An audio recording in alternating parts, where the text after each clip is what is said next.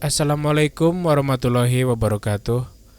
Selamat malam dan selamat datang kembali di channel Bang Tris, channel yang akan membawakan cerita horor, pengalaman mistis nyata dan juga cerita-cerita menarik lainnya. Untuk malam hari ini, Bang Tris kembali akan melanjutkan sebuah cerita dari karyanya Kak Dioseta yang berjudul Perang Tanah Danyang.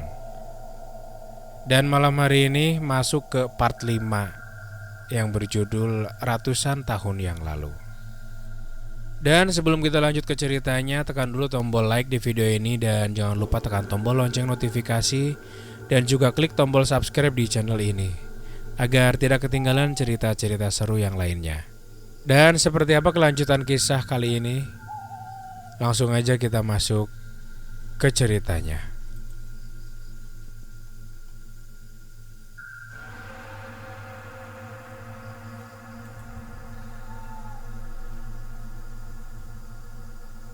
Suara senjata beradu di tengah rumah terpencil di pinggir hutan. Sebuah kekacauan, bukan sebuah kekacauan, namun sebuah pemandangan unik di mana seorang pendekar bertarung melawan lebih dari 5 anak-anak kecil. Eyang, ini jurus kodok terbang dari Bukit Nestapa. Seorang anak melakukan sebuah gerakan lucu sambil mengayunkan tongkat kayunya yang panjang. Kertasukmo, mana ada kodok bisa terbang? Ucap pendekar itu sambil tertawa dan menghindarinya. Dia emang hobinya gitu Eyang Daryana, ngasih nama jurus aneh-aneh, tapi gerakannya gak jelas. Tawa Purbawengi yang masih mencari celah untuk menyerang Daryana dengan sebuah senjata pisau di tangannya. Biarin, kata bapak, ngasih nama jurus harus keren biar lawannya gentar, balas Kertasukmo. Beberapa pukulan sekaligus menjatuhkan anak-anak yang mengepung Daryana. Aduh, sakit Eyang, keluh Wirabumi yang terjatuh merasakan pukulan paling keras di antara yang lainnya. Namun dengan segera Daryana mengulurkan tangannya. Maaf, Eyang sengaja, karena kelak kamulah yang akan menjadi pelindung mereka semua, ucap Daryana. Wirabumi tak lagi mengeluh, ia berdiri dengan bangga mendengar ucapan Daryana. Eyang kebanggaannya itu. Mereka pun berkumpul kembali ke pendopo untuk beristirahat sekaligus menghabiskan waktu di sana. Itu adalah terakhir kalinya Daryana menemui cucu-cucunya. Perjalanan hidupnya membuatnya menemui wanita-wanita hebat yang mengaguminya. Keempat istri Daryana terpencar di berbagai daerah, dan dari mereka lahirlah orang tua dari Wirabumi, Kertasukmo, Purbawengi, dan keturunan Sambara lainnya. Setelah menyempurnakan ajian pemutih raga, Daryana melakukan perjalanan untuk mencari ayahnya, Widarpa Dayu Sambara. Setidaknya di umur sehatnya ia ingin melakukan perjalanan dan memastikan keadaan ayahnya yang telah lama menghilang dan tak lagi menemuinya. Sama seperti Widarpa, walau keberadaannya menghilang dari keluarganya, ia telah meninggalkan serpihan-serpihan kesaktiannya yang mungkin bisa akan berguna bagi keturunannya kelak. Sebelum dirinya menua, Daryana berniat mengamalkan ilmunya serta menemukan ayahnya itu. Kerajaan Indrajaya telah menjelma menjadi salah satu kerajaan terbesar di tanah Jawa, bukan karena penaklukan brutal, melainkan karena aliansi strategis yang dibangun oleh Raja Indrajaya. Setiap kerajaan di sekitarnya, baik besar maupun kecil, menghormati perjanjian yang dibuatnya. Tak ada satupun yang berani menantangnya, meskipun Indrajaya tak pernah menghunus pedang dalam deklarasi perang. Ketakutan itu berakar bukan hanya dari kekuatan diplomatiknya, tapi dari kekuatan tersembunyi yang dijaga rapat oleh sang raja. Di balik dinding-dinding istana yang megah, tersembunyi pasukan-pasukan elit yang jarang terlihat di medan perang. Pendekar-pendekar tanpa nama yang tak pernah tercatat dalam sejarah, namun kehebatannya terkenal di seluruh negeri. Orang-orang berbisik bahwa mereka adalah pelindung bayangan, siap untuk muncul kapan saja demi menjaga kedamaian kerajaan. Ratusan kerajaan kecil yang pernah berdiri di tanah Jawa kini telah terseleksi secara alami. Sebagian ditaklukkan oleh kekuatan yang lebih besar, sementara yang lain memilih bergabung, menyatu dalam aliansi yang mendominasi wilayah. Seiring waktu, peperangan yang dahulu menjadi rutinitas mulai mereda. Kerajaan-kerajaan telah menemukan cara untuk memenuhi kebutuhan mereka sendiri. Perdagangan meluas, kepercayaan baru masuk, mengajarkan perdamaian dan harmoni. Tanah Jawa berubah menjadi tempat yang damai. Namun, seperti pepatah lama, tiada yang abadi di bawah langit. Kedamaian, seperti segalanya, hanyalah fase sementara. Ketika perdamaian bertahan terlalu lama, bencana mulai mengintai dari balik bayang-bayang. Dan itulah yang sedang terjadi. Di tengah ketenangan ini ada sesuatu yang salah. Tidak terucapkan tapi terasa. Angin yang bertiup lembut di pagi hari terasa sedikit lebih dingin. Dan malam-malam mulai terasa lebih panjang dari biasanya. Para tetua di desa-desa terjauh dari ibu kota mulai berbicara dalam bisikan, seolah mendengar sesuatu yang orang lain tidak dapat dengar. Desas-desus kecil menyebar tentang pertanda-pertanda ganjil, sungai yang tiba-tiba mengering, hewan-hewan ternak yang menghilang tanpa jejak, dan bayang-bayang gelap yang terlihat di kejauhan. Penduduk kerajaan mungkin belum menyadari, tapi para prajurit dan pengawal kerajaan mulai memperhatikan. Mata mereka yang terlatih dapat melihat bahwa sesuatu sedang berubah. Mereka merasakan ketegangan yang mengendap di udara, sesuatu yang tak bisa mereka jelaskan namun terasa jelas. Raja Indrajaya, meskipun tenang di permukaan, juga mengetahui hal ini. Di malam-malam tertentu, ia terlihat menghabiskan lebih banyak waktu di aula dalam, berbincang dengan orang-orang kepercayaannya. Ketenangan Indrajaya kini terasa seperti ketenangan sebelum badai. Dan badai itu meski belum terlihat, namun semakin mendekat. Suasana di aula dalam istana Indrajaya terasa pekat dengan ketegangan. Cahaya obor yang berpendar di dinding-dinding batu memberikan bayang-bayang gelap yang seolah menari bersama rasa cemas yang tak terucap. Di tengah aula, sosok-sosok tua dan berwibawa duduk dengan wajah serius, menunggu dengan sabar instruksi dari sang raja. Mereka semua dikumpulkan di sini atas titah Raja Indrajaya. Namun tak satu pun dari mereka yang benar-benar tahu apa yang sedang dipersiapkan. Saat pintu istana perlahan terbuka, suasana menjadi semakin berat. Sosok seorang pria muda dengan langkah hati-hati namun penuh percaya diri masuk ke dalam aula. Meskipun ragu sejenak, tatapan hormat para tetua tertuju padanya. Mereka tahu siapa dia. Ananda hadir, ayahanda. Suara pria itu terdengar penuh hormat saat ia berlutut di hadapan sang raja.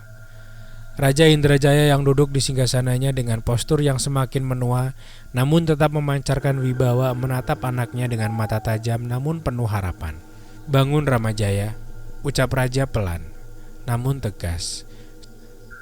"Kau sudah mengerti apa yang sedang terjadi, bukan?" ucap raja. Ramajaya berdiri perlahan, menahan nafas sesaat. "Sudah ayah, saya siap menerima perintah," jawabnya. Kali ini lebih mantap, namun di balik suaranya tersirat keraguan yang samar. Raja Indrajaya menatap dalam, seolah mencari sesuatu dalam tatapan putranya. "Berarti kau sudah mengetahui tentang gejolak yang terjadi di luar sana? Tentang kekuatan yang bergerak secara tidak kasat mata?" tanya sang raja. Nadanya semakin dalam, hampir seperti bisikan misterius yang membawa beban rahasia besar. Ramajaya sedikit terdiam. "Ananda mungkin baru sedikit memahami ayah," jawabnya jujur. Wajahnya menegang seolah tahu bahwa apa yang akan didengarnya lebih dari sekedar hal biasa. Raja Indrajaya mendesah panjang, lalu memalingkan pandangannya ke arah para tetua yang menunggu di sekitarnya. "Sudah waktunya kau tahu, Ramajaya," katanya dengan nada lebih berat. "Di balik kedamaian yang kita nikmati selama ini, hal-hal yang janggal dan tak terjelaskan terus muncul. Desa-desa yang hilang dalam semalam, penemuan sisa-sisa ritual gelap dengan tumbal yang tak bisa dijelaskan, dan bencana yang seolah muncul tanpa peringatan, membawa wabah yang membinasakan." Ramajaya menelan ludah. Ia tahu beberapa hal itu, tapi tidak menyadari betapa seriusnya situasi ini. "Tempat-tempat itu, mereka jauh dari pusat kerajaan, bukan?" tanya Ramajaya. "Benar," Raja Indrajaya mengangguk pelan. "Tempat-tempat yang tersembunyi yang masih bergantung pada alam dan ritual kuno. Tapi itu bukan kebetulan. Ada sesuatu yang bergerak di bawah permukaan, Ramajaya, sesuatu yang tak bisa kita lihat, namun meresahkan mereka yang peka terhadap alam dan keseimbangan," ucap Raja Indrajaya. Ramajaya merasa jantungnya berdegup kencang. "Jadi apa yang harus kita lakukan, ayah?" Sebelum Raja Indrajaya bisa menjawab, salah satu tertua dengan wajah penuh keriput namun mata yang masih tajam berbicara pelan namun penuh makna. Kami percaya ini bukan sekedar fenomena alam. Ada kekuatan yang lebih tua dari kita, dari yang kita kira. Dan mereka mulai bangkit. Kita harus bersiap sebelum semuanya terlambat. Suara tetua itu seperti bayangan kelam yang menjalar ke seluruh aula, membuat suasana semakin mencekam. Ramajaya merasakan nafas yang sedikit terputus, namun ia menahan diri untuk tidak menunjukkan ketakutan.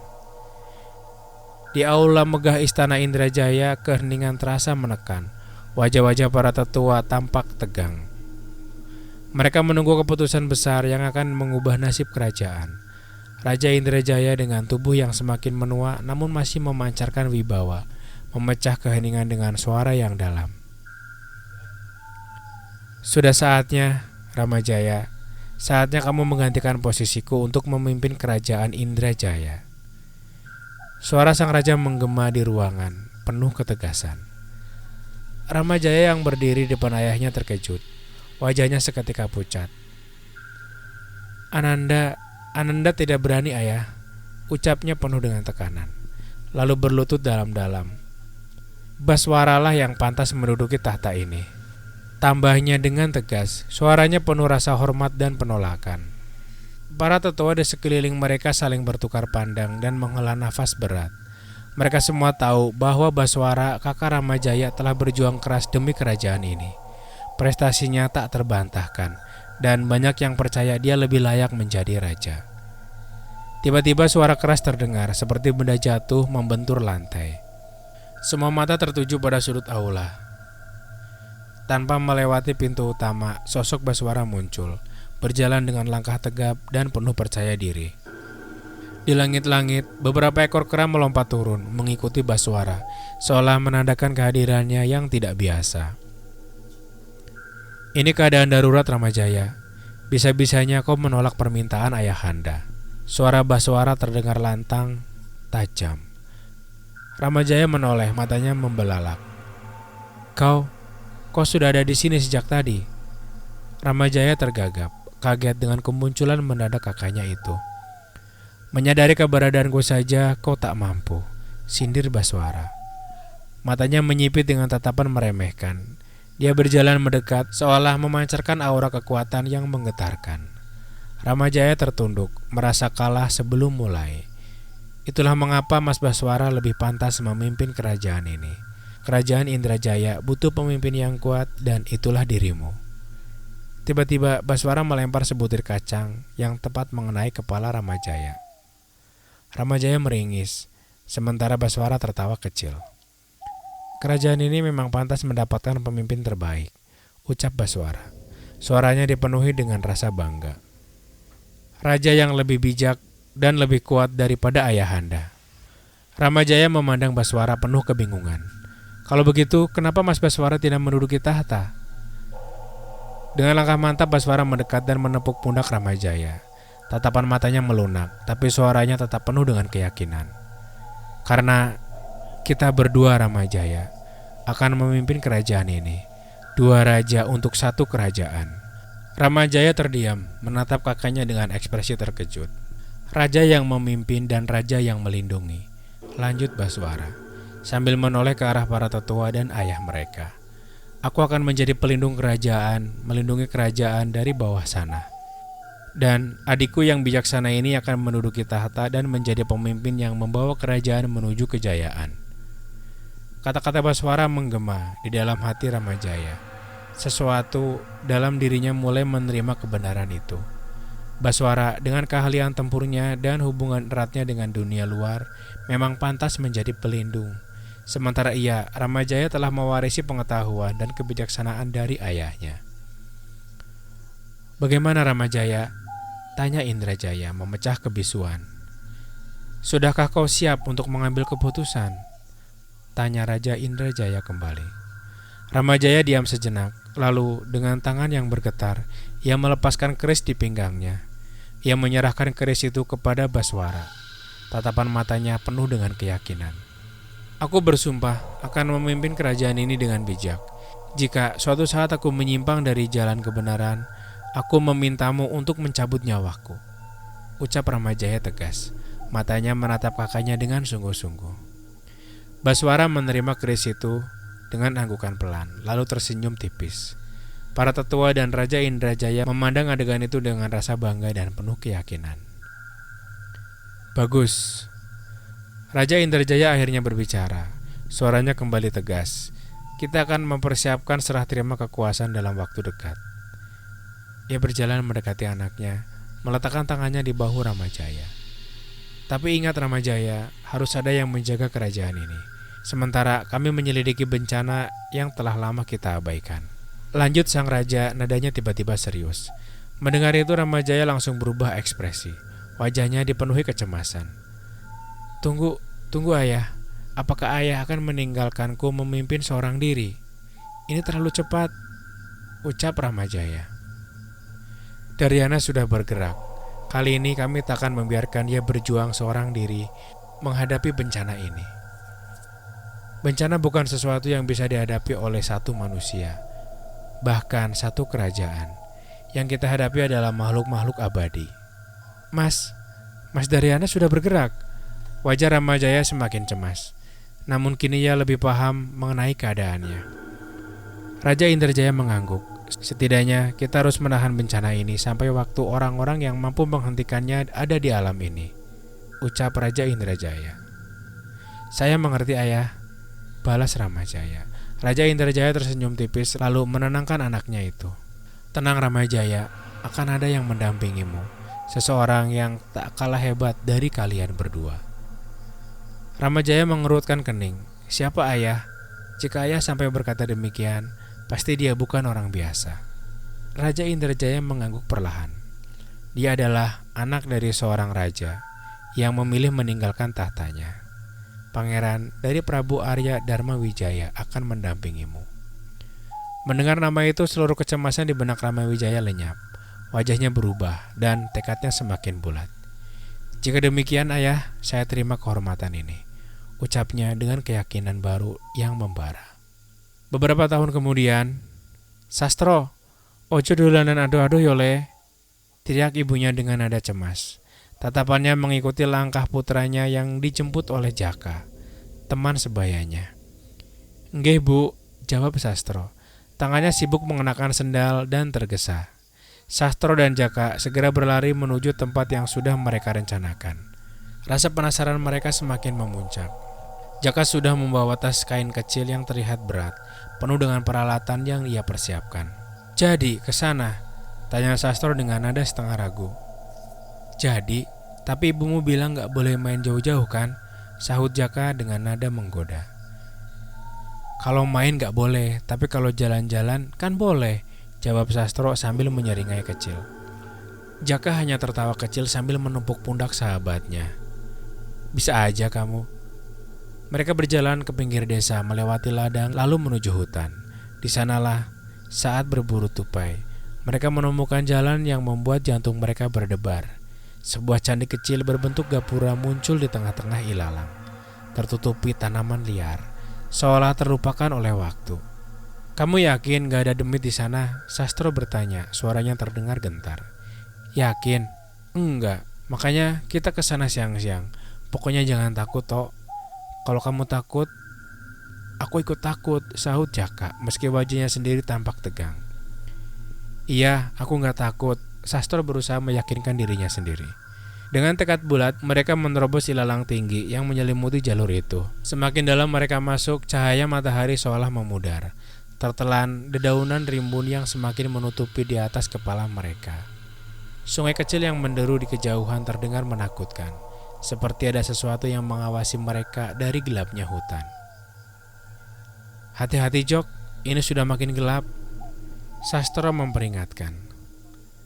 Tenang, aku bawa botol sama minyak tanah.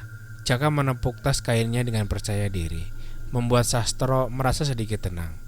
Namun jauh dari lubuk hatinya, ia mulai merasakan ketidakberesan. Lalu di depan mereka muncul bayangan reruntuhan. Bangunan itu setengah tersembunyi oleh akar-akar besar dan pohon-pohon liar yang membelitnya. Ada sesuatu yang tak wajar. Ini apa? Jaka mengerutkan kening, suaranya mulai berbisik seolah takut ada yang mendengar. Sastro melangkah lebih dekat, matanya tak lepas dari reruntuhan yang tertutup tanaman. Ini bukan candi, ini bangunan besar, seperti keraton. Dengan hati-hati mereka menyingkirkan dedaunan dan ranting yang menghalangi. Tanaman-tanaman itu tampak seperti sengaja tumbuh untuk menutupi bangunan ini, seolah menyembunyikan sesuatu yang tak boleh dilihat oleh siapapun. Cok, lihat deh tanaman ini. Gak tumbuh sembarangan, kata Sastro nadanya semakin takut. Maksudmu? Jaka mendekat, matanya menyipit saat melihat akar-akar yang meliuk dengan aneh di sekitarnya. Pohon-pohon ini seperti sengaja melilit bangunan. Ini bukan tumbuh alami, seperti ada sesuatu yang menutupi tempat ini, bisik Sastro. Matanya mulai berkeliaran, merasakan ada yang salah. Jaka terdiam sejenak, wajahnya memucat. Maksudmu bangunan ini sengaja disembunyikan? Sastro mengangguk pelan, keringat dingin mulai membasahi punggungnya. Mungkin ini tempat keramat, tempat yang sengaja disembunyikan. Aku gak yakin, tapi rasanya seperti itu. Seketika suara angin berdesir lembut melewati reruntuhan, namun bunyinya lebih mirip bisikan. Tanaman di sekeliling mereka mulai bergoyang pelan, seakan ada yang menggerakkannya dari dalam tanah. Sastro dan Jaka saling pandang. Tubuh mereka membeku. Mereka baru saja menginjakkan kaki di tempat yang seharusnya tidak mereka temukan. Joko ragu-ragu, setengah setuju dengan analisa Sastro. Namun perasaan tidak nyaman itu tidak cukup kuat untuk menghentikan mereka. Dengan jantung berdegup kencang, mereka terus melangkah lebih dalam. Hingga tiba-tiba di depan mereka, di pelataran yang asing itu, berdiri sosok pria dengan pakaian lusuh, robek-robek, matanya kosong dan tubuhnya sedikit bergetar. Itu orang kan? Bisik Joko nadanya bergetar. Iya, aku juga lihat. Sastro sama gentarnya, tubuhnya mulai berkeringat dingin. Pria tua itu berbalik perlahan, suaranya tiba-tiba menggema dalam keheningan hutan. Apa yang kalian lakukan di tempat ini? Pergi segera. Suara penuh amarah dan panik dari pria tua itu membuat kedua anak itu terpaku di tempat. Pergi, nyawa kalian dalam bahaya.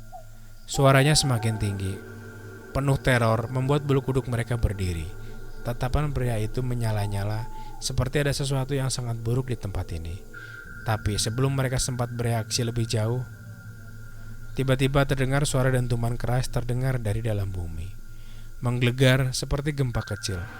Burung-burung berterbangan, hewan-hewan di hutan berlarian panik. Tanah di sekitar mereka mulai retak. Udara tiba-tiba berubah menjadi panas menyengat.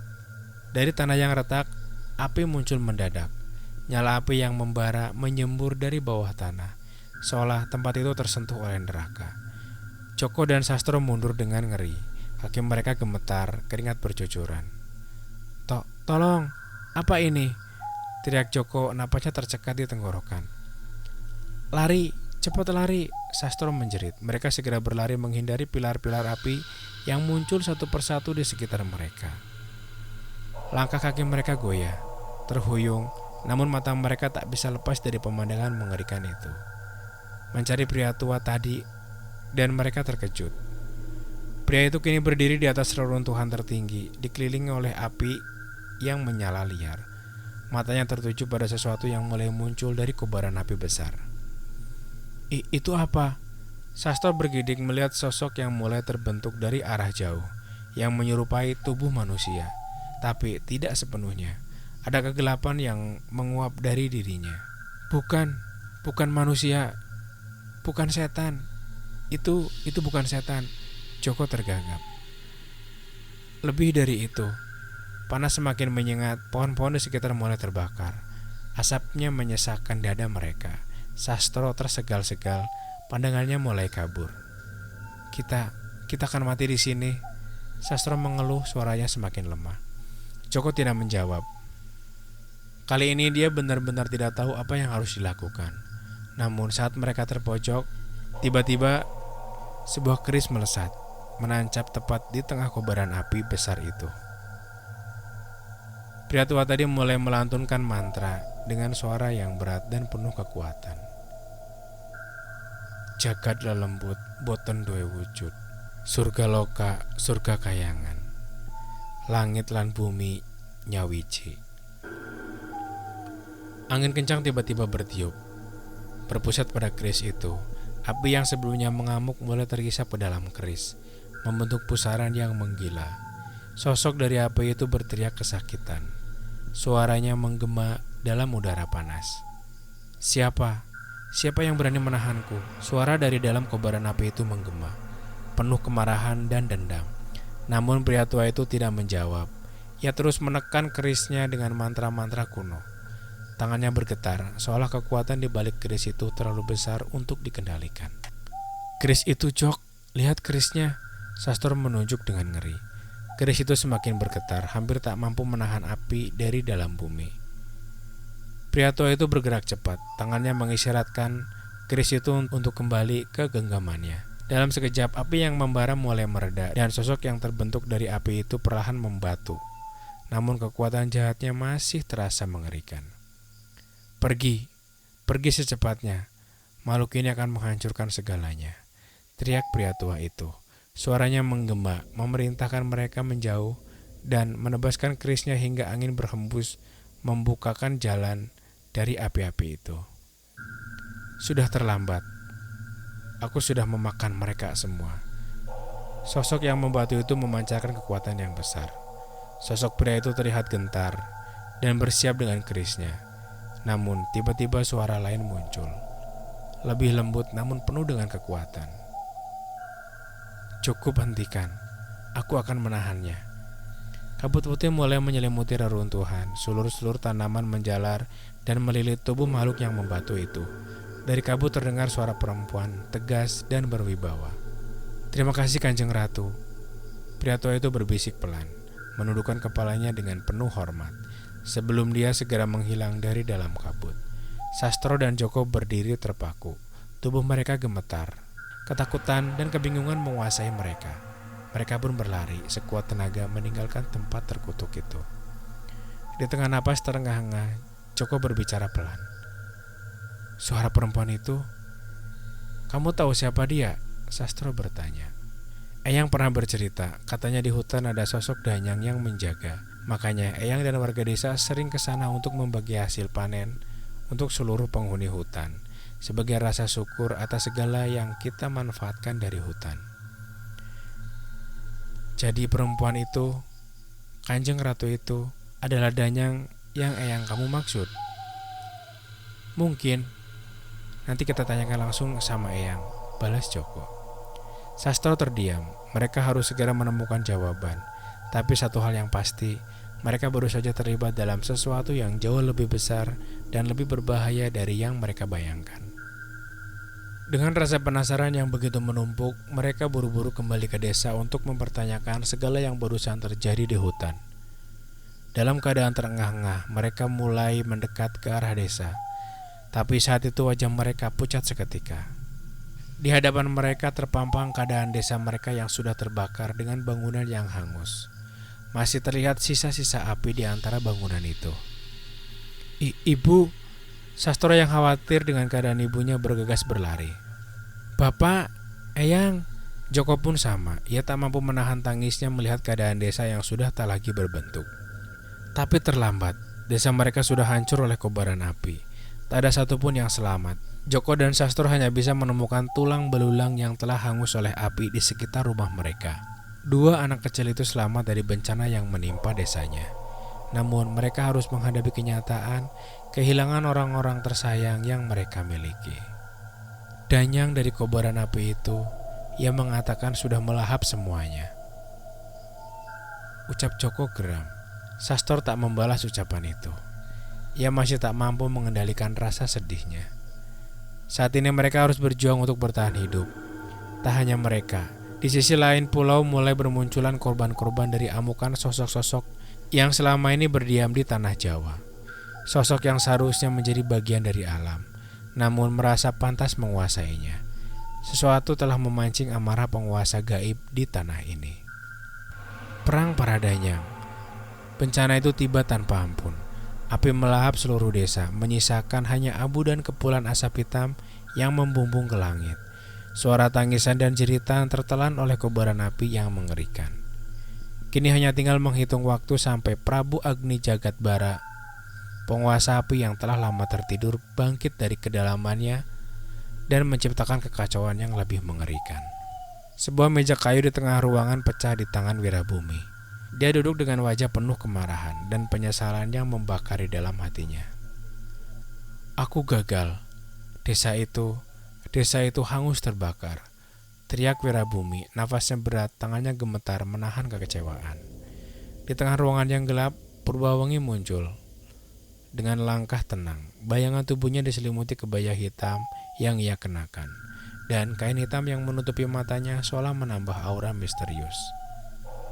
Mas, kau sudah menyelamatkan 3 desa lainnya, ucap Purbawangi lembut, mencoba menenangkan saudaranya yang tengah hancur. Wirabumi mendongak, menatap Purbawangi dengan tatapan kosong. Raut wajahnya masih dipenuhi rasa bersalah. Kau melihat semuanya.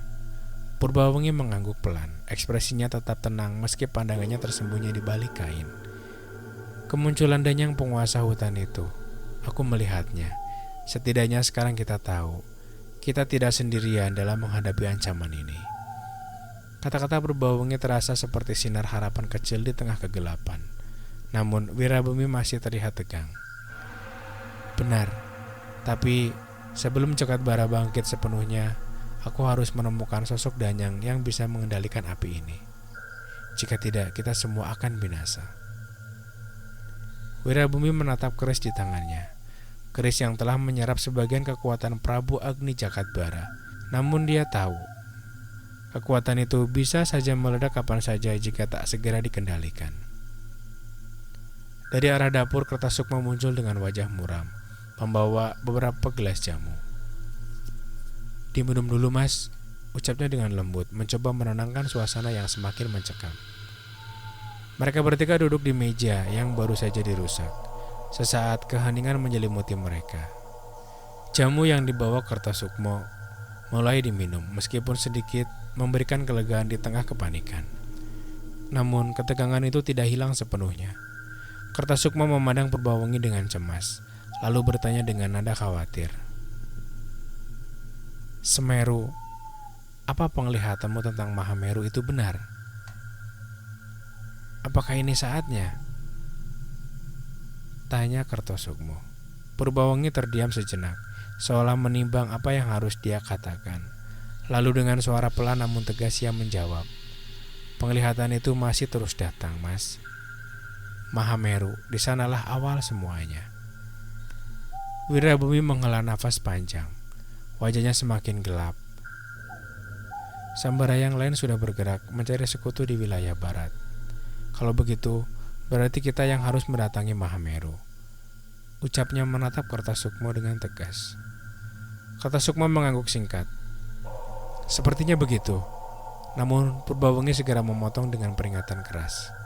Ingat, sesakti apapun kita tetap manusia biasa. Kita tidak bisa melawan kekuatan penguasa gaib tanah ini. Dalam madu kesaktian, tugas kita hanya menahan mereka sampai kita tahu apa yang sebenarnya terjadi dan bagaimana menghentikan perang di antara mereka. Wirabumi menggenggam kerisnya erat, lalu mengangguk dengan tegas. Benar, kita harus selalu ingat itu. Keheningan kembali menyelimuti ruangan. Suara angin yang bertiup kencang di luar terdengar seperti bisikan-bisikan gaib yang menyampaikan peringatan. Sesuatu yang diramalkan puluhan tahun lalu kini mulai terjadi. Sosok-sosok yang dulu tenang kini tak lagi bisa dikendalikan. Semua tanda mengarah pada Mahameru, tempat di mana segalanya akan pecah menjadi kekacauan besar. Wirabumi menatap ke arah langit melalui celah di dinding yang terbuka. Dalam hatinya ia tahu mereka akan segera berhadapan dengan sesuatu yang jauh lebih besar dari yang bisa ia bayangkan. Mahameru, bisiknya pelan. Petir menggelegar, badai mengamuk menyambut kedatangan Wirabumi dan kawan-kawannya di kaki gunung Semeru. Angin menderu, membawa hawa dingin yang menusuk tulang. seolah memperingatkan bencana yang semakin tak terbendung. Kita terlambat, bisik Wirabumi, suaranya serak dipenuhi keputusasaan. Di hadapan mereka terbentang pemandangan mengerikan, sebuah desa yang sudah luluh lantak. Bangunan-bangunan hanya tersisa puing. Tak ada satupun manusia yang tampak. Desa itu mati, tak tersisa kehidupan. Purbawengi meskipun matanya tertutup kain merasakan kehancuran yang menyelimuti tempat itu. Belum tentu, Mas. Tak ada satu orang pun di sini. Mungkin mereka berhasil menyelamatkan diri, ucapnya mencoba meredakan kekhawatiran. Wirabumi diam, tapi pandangannya tetap suram. Semoga saja. Gumam Kertasukmo melangkah maju dengan hati-hati, matanya waspada. Di depan mereka, Ranu Kumbolo yang biasanya tenang kini terlihat mencekam. Badai mengamuk, menghancurkan vegetasi, sementara kilatan petir terus menyambar tanpa henti, seolah langit dan bumi berperang. Tiba-tiba, suara retakan besar terdengar, diiringi kilat yang membelah langit. Tanah di depan mereka terbuka menciptakan celah besar. Retakan itu bukan retakan biasa. Batas antara dunia manusia dan alam gaib tergeser dengan kekuatan yang tak terbayangkan. Itu, kata Sukmo tertegun. Matanya menatap celah yang penuh dengan sosok-sosok mengerikan. Di dalamnya dua entitas raksasa tampak bertarung dengan kekuatan dahsyat, memuntahkan api dan petir. Namun saat mereka mendekati retakan itu, sebuah tombak tiba-tiba melesat dari kabut tebal, menghentikan langkah mereka. Dari balik kabut hitam pekat, sekelompok manusia muncul dengan wajah dingin. Mereka berjalan dengan percaya diri, dipimpin oleh seorang perempuan berkarisma yang mengenakan pakaian megah. Jangan ikut campur, kekuatan ini milik kami, teriak perempuan itu, suaranya lantang memotong suara badai. Wirabumi dan Kertasukmo memandang dengan kaget. Apa maksud kalian? Ini kehancuran, Kertasukmo berteriak, wajahnya penuh amarah. Namun kelompok itu tak peduli. Seorang pelayan perempuan membawa kendi yang dibungkus jimat merah darah. Saat kendi itu dibuka, kekuatan dari celah gaib itu mulai mengalir deras, diserap ke dalam kendi dengan kilauan merah kehitaman. Darah para danyang adalah berkah kami, kata perempuan itu dingin. Kami telah berkorban banyak untuk ini. Lebih baik kalian tidak ikut campur.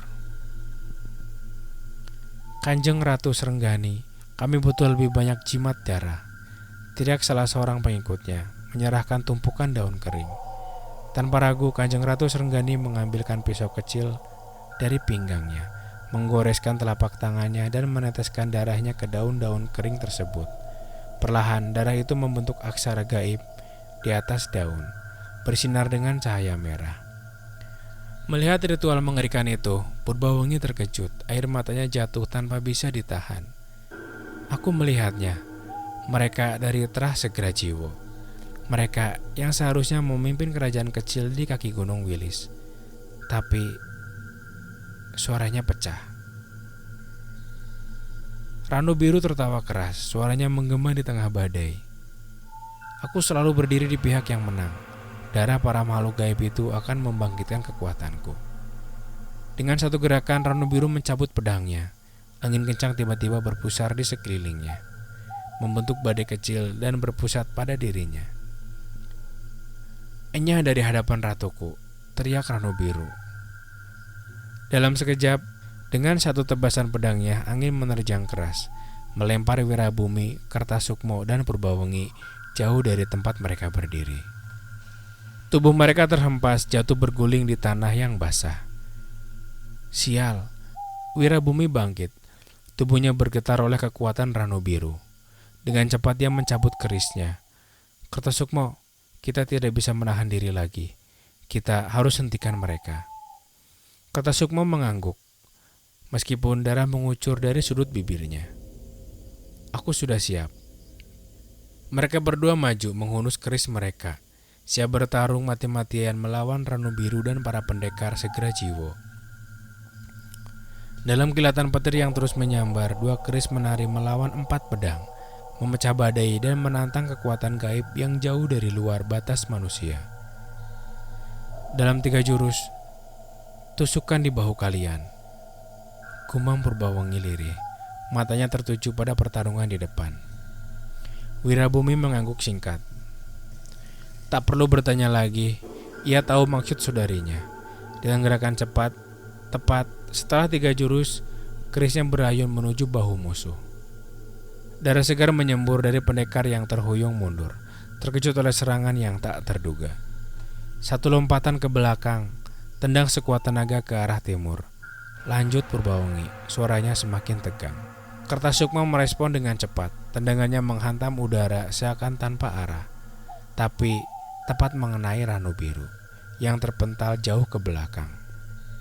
Sial, Ranu Biru bangkit dengan tatapan geram. Kalian akan menyesal.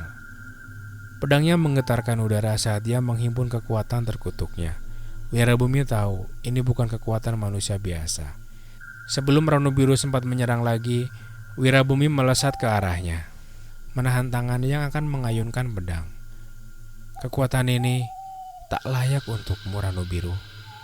Kau dulu adalah pendekar hebat, seru Wirabumi, sebelum menghantam dada Ranu Biru dengan kekuatan tenaga dalam yang luar biasa. Ranu Biru terlempar jauh, darahnya mengalir dari mulutnya. Tapi sesuatu yang lebih mengerikan mengganggu perhatian mereka. Udara berubah, tekanan berat menggantung di sekeliling mereka. Dari arah celah gaib itu, sosok Kanjeng Ratu Srenggani muncul. Marah dengan api kemarahan yang meluap. Tubuhnya dililit oleh sosok ular raksasa dengan mata yang menyala penuh ancaman. Hati-hati, dia bersekutu dengan salah satu danyang, teriak Purbawangi. Asap hitam mengepul di udara, melesat menuju Wirabumi dan Kertasukma. Asap itu berisi kutukan mematikan. Kertasukma segera membaca ajian pelindung, namun sia-sia. Kekuatan asap itu terlalu besar. Mundur Mas Wirabumi, seru Kertasukma. Namun Wirabumi tak gentar. Wirabumi justru maju mendekati asap kutukan itu. Tangannya menggenggam keris yang mulai memancarkan api. Semoga ini cukup, desah Wirabumi sebelum membacakan mantra api yang menyala dari kerisnya, melawan kekuatan asap hitam itu, membakar setiap partikel yang mendekat. Api yang begitu panas hingga membara, melahap asap kutukan tersebut. Wajah Kanjeng Ratu Srenggani menegang. Ia terkejut namun tidak menyerah. Api itu, api jagat bara, teriaknya penuh kemarahan. Sosok ular di tubuhnya mendesis, dan Kanjeng Ratu Srenggani melawan api itu dengan kekuatannya sendiri. Tapi serangan brutal dari api itu melukai wajahnya. Darah hitam mengalir di pipinya. Kurang ajar, kau bersekutu dengan jagat bara, seru Kanjeng Ratu marah. Wirabumi tetap diam, menyembunyikan kebenaran bahwa kekuatan api itu bukanlah miliknya sepenuhnya, tapi hanya memiliki sedikit dari kekuatan jagat bara. Mas, kita harus mundur, bisik Purbawangi, mendesak dengan wajah yang tegang. Tidak, bantah Kertasukma. Celah itu kita tidak bisa membiarkannya terbuka begitu saja. Lihatlah, Purbawangi menunjuk ke arah celah retakan. Perlahan tapi pasti celah itu mulai menutup. Ada sesuatu di dalam yang berusaha menghentikan kehancuran itu. Wirabumi dan Kertasukma terdiam, mencoba memahami apa yang terjadi, siapa atau apa yang ada di dalam celah itu. Kita bukan satu-satunya yang melawan, jelas Purbawangi. Ada sesuatu di dalam sana, sesuatu yang lebih besar dari kita. Namun Kanjeng Ratu Srenggani juga menyadari celah yang mulai menutup. Kumpulkan darah dari celah itu, jangan biarkan mereka lolos, teriaknya pada pengikut-pengikutnya. Saat para pendekar pengikut Kanjeng Ratu Srenggani mengejar Wirabumi dan saudara-saudaranya, tiba-tiba sebuah tombak berkilauan melesat dari dalam celah, mengirimkan petir yang menyambar para pendekar. Tombak itu menancap di pohon, tepat di hadapan Kertasukma. Mereka bertiga berhenti, terkejut oleh kemunculan tombak itu. Ini, aku mengenal tombak ini, seru Kertasukma dengan mata terbelalak. Tidak salah lagi, ini tombak kerajaan Indrajaya, sahut Purbawangi, suaranya penuh kepastian. Benar, ini milik Panglima Brasma. Senyuman kecil muncul di bibir Wirabumi saat melihat tombak itu. Oke, itulah tadi part 5 dari kisah perang Tanah Danyang. Dan bagaimana menurut kalian? Jangan lupa tulis komen di bawah. Dan sebelum kita berpisah, buat kalian yang baru bergabung, tekan tombol like di video ini. Dan klik tombol subscribe bagi yang belum subscribe, agar tidak ketinggalan di part-part selanjutnya. Dan akhirnya Bang Tis pamit. Wassalamualaikum warahmatullahi wabarakatuh.